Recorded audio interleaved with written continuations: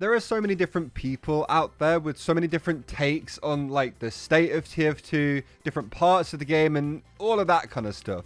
Essentially, if something happens in TF2, everyone has an opinion on it. So today, I've asked for some spicy takes from community members about TF2, and I want to see how many of them I agree with, how many I don't, and which ends up being the most controversial take.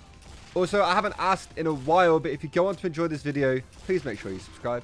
This video is sponsored by Opera GX. Opera GX is a special version of the Opera browser built specifically for gamers, which is not only on desktop, but you can also get it on your mobile as well. Opera GX has this really cool feature that allows you to control how much CPU, RAM, and network that the Opera GX browser takes up. So if your PC starts struggling, you can make sure that Opera GX isn't the thing causing your problems. And you can literally mess with these settings as much as you want.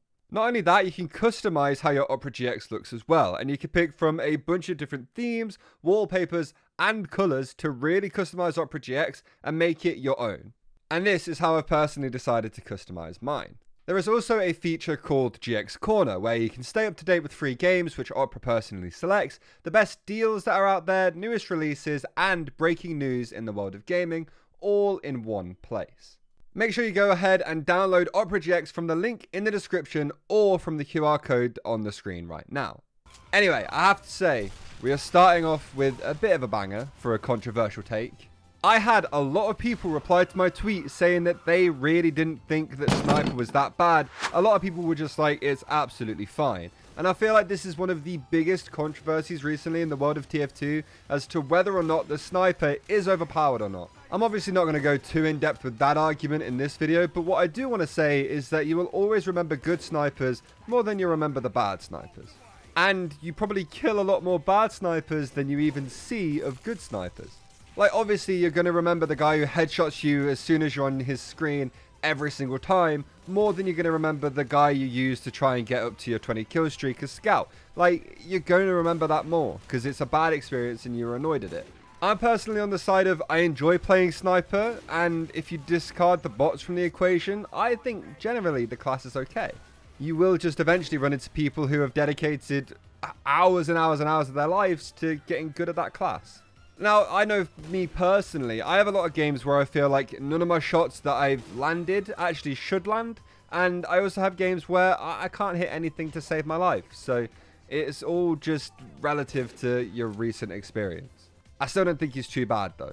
Next, I saw this tweet that said that MVM was a scam. Now, I've talked about this in a video before, and I actually really liked the video I made for that. But for those of you who haven't seen it, the basic idea is that I feel like MVM is really good to do for fun, playing with your friends, killing a couple of hours playing TF2, and potentially getting something nice at the end. But if you play solely for the reason that you want to get a golden pan at the end, you're not going to enjoy it, and it's basically gambling that you have to invest 4 hours of your life into, potentially. Obviously, when you get something, it's great, but the chance of you actually getting something is really low. At the end of the day, if you like the game mode, you enjoy the game mode, you'll play it regardless of whether or not you're going to get anything at the end of it. And I think that's the best way to be when it comes to something like MVM. Another tweet that I got from Skyman was saying that Highlander is a better competitive format than Sixes, and I have to be honest here, I kind of agree. I just think because there's all of the classes in the game, like all 9 classes are being played on both teams, it feels a lot more like TF2 than maybe Sixes does.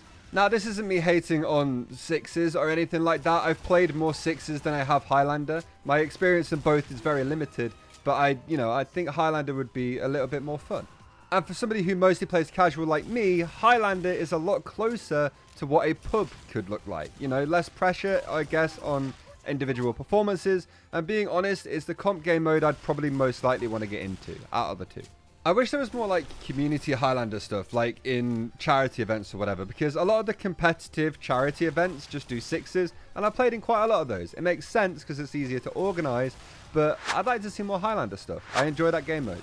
Next, I got a reply that said that 5CP is basically better than Payload. Now, for the first time in this video, this is one that I'm not 100% sure I agree with. Because on one hand, I feel like each 5CP match is either really, really good or really, really bad, and there's very little in between. I like a lot of the maps, but playing some of them can be really brutal as soon as it starts going wrong. Whereas with Payload, I feel like generally there's a lot more lenience in that mode. The maps tend to be a lot bigger, they're not mirrored like 5 control point maps are, and you can explore a lot more and find kills in weird places. So even if you are losing horrendously, you might have a chance to snatch a few kills you didn't think you were going to get. I don't know, this is one I'd love people's opinions on. Which game mode is your favourite? I'm just somebody who likes CoF because I like running around and getting kills and not trying too hard. But out of these two, I really am not sure what my favourite is. So just like we started with a bit of a banger, we're also going to end on one too. I've had a couple of people say to me, and I've even said at one point myself, that TF2 doesn't need a major update. I feel like I've even talked about this before, and I still have to say, I agree. Now, if anybody at Valve is watching, this isn't me saying never make one again. You know, I'd obviously love it if there's new stuff that came into the game, and we did get a new update. But if the box got fixed, and VAC actually worked, I don't think TF2 would necessarily need more content to stay entertaining. There's so much stuff I just haven't done in this game, and I've played it for nearly 5,500 hours, and I don't think I will ever be done with things I can do in this game. Like I said, it would be nice to get a lot more new stuff, but we don't need it for this game to continue being fun. We just need the bots to disappear. Let me know some of your controversial opinions in the comments, subscribe for more, and I'll see you all next time. Goodbye.